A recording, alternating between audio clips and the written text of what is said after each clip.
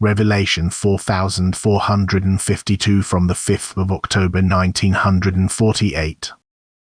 Directed matter. Bound will. Directed matter is the spiritual in a bound state which has directed itself through its God-contradicting will, that is, has been placed into the state of bound will by God's will.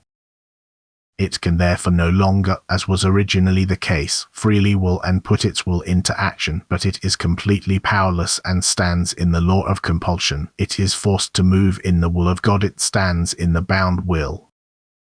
This state lasts for eternities and encompasses infinitely many deformations and stages of development and passes through countless creations until the stage as a human being, where it then steps out of the bound will into freedom of will, where it can then redeem itself, although it is still judged, if it uses the freedom of its will correctly, that is to approach God.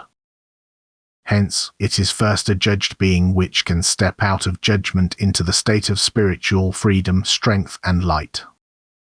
Now it is a wrong concept that the human being falls under this judgment through sin, but he is already in judgment when he enters earth as a human being and is still in judgment as long as he is not yet born again, thus has not yet awakened his spirit.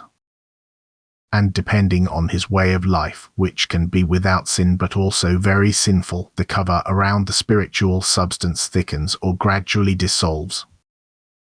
If, however, the spiritual being as a human being remains in resistance to God, then there is a great danger that the whole endless long time of an epoch of redemption will have been in vain for the spiritual being, that it will have to travel the same path again, and thus the spiritual being will again be bound in matter which it had long since overcome.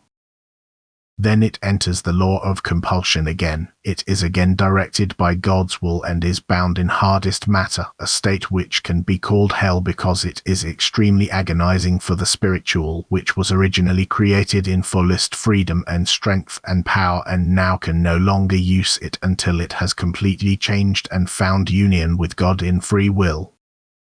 Then the being enters into God's will of its own accord and becomes the most blissful creature, as it was destined to be from eternity.